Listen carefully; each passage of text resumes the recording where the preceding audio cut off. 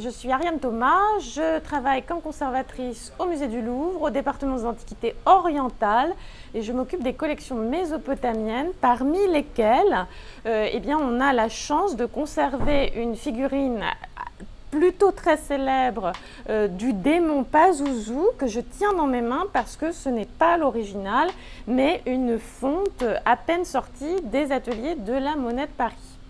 Cette divinité, c'est effectivement un démon, donc elle fait partie, on va dire, des personnalités les plus puissantes de ce qu'on appelle le panthéon mineur mésopotamien. Donc la Mésopotamie, c'est grosso modo le territoire aujourd'hui occupé par l'Irak. On est entre le Tigre et l'Euphrate, au Proche-Orient. Et ils ont un panthéon polythéiste, donc des milliers même de dieux, qui sont rangés selon un ordre hiérarchique avec des dieux très importants. Et puis, dans ce qu'on appelle le panthéon mineur, on a aussi des démons et des génies bienfaisants, malfaisants. Alors, Pazuzu se situe au sommet de la hiérarchie des démons malfaisants. Il se dit d'ailleurs lui-même dans un certain nombre des textes qu'il évoque, on le qualifie de roi des démons malfaisants. Alors, en effet, on a face à nous une des statuettes qui le représente le mieux. Il est complètement entier, en attitude agressive, hein, le bras droit levé, la grimace, enfin il est là pour vous terrifier.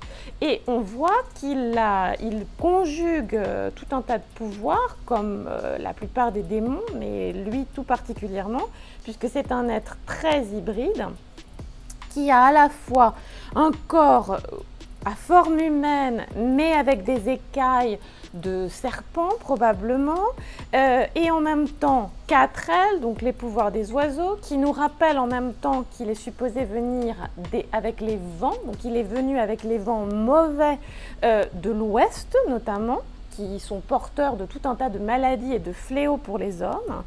Et puis, à côté de ces pouvoirs avec ces 4 ailes des oiseaux, il a également des serres de rapaces à la place des pieds. Et puis, on le voit, une tête hybride elle aussi, qui emprunte à la fois à l'homme, mais aussi au chien par certaines grimaces et au lion rugissant, qui doit donc vous terrifier. Je vais également le tourner pour qu'on voit qu'il a aussi une queue de scorpion, animal également à craindre, notamment pour sa morsure.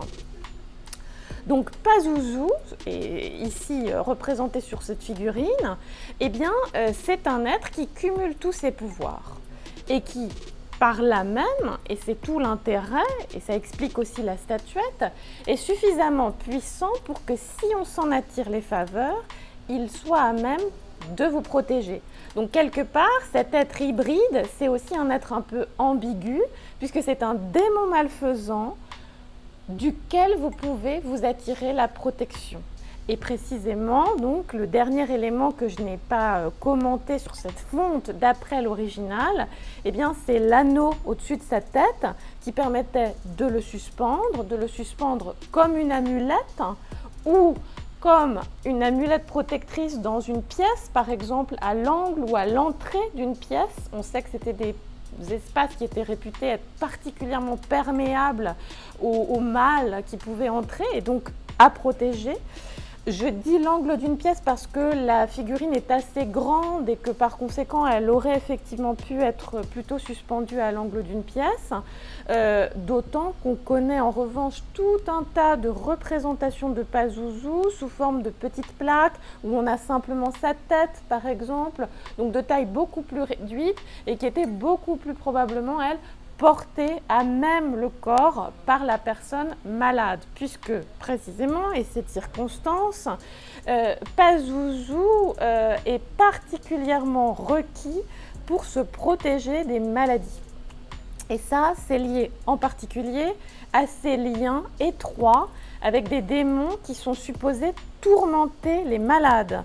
Et tout particulièrement, Pazuzu a comme épouse en quelque sorte une démone qui s'appelle Lamashtu, la Lamashtu, et qui est supposée apporter toutes sortes de maladies, mais particulièrement rendre malades, sinon faire mourir les femmes enceintes et les nouveau-nés. Et donc Pazuzu est extrêmement populaire pour chasser sa femme, qu'il est le mieux à même quelque part de dominer. Et donc il est supposé la chasser et la renvoyer aux enfers, d'où ils viennent tous les deux. Alors, si on tourne, on voit également que la figurine ici nous parle elle-même. Donc on a en fait des lignes d'inscription cunéiforme en langue assyrienne qui fait parler Pazuzu lui-même et qui devait renforcer encore le pouvoir de la figurine à l'origine. Et cette inscription, elle nous dit, donc moi Pazuzu, je suis le fils de Hanbu, donc qui était un démon, je suis le fils de Hanbu, je suis le roi de tous les démons, comme je l'ai dit tout à l'heure, je suis venu avec les vents mauvais, j'ai brisé leurs ailes, donc les vents étaient considérés comme des armes en elles-mêmes, porteurs de toutes sortes de choses, l'ouragan, la grêle, les maladies, donc des armes divines que le roi des démons est à même de briser. Il nous dit aussi qu'il a gravi les montagnes et que son cri et sa force les ont fait trembler. Donc il arrive aussi à faire trembler les montagnes. Donc en quelque sorte, cette inscription, en plus de nous dire qui il est, de le faire parler, rappelle à quel point il est puissant et donc de nouveau terrifiant et en même temps à même d'être particulièrement protecteur.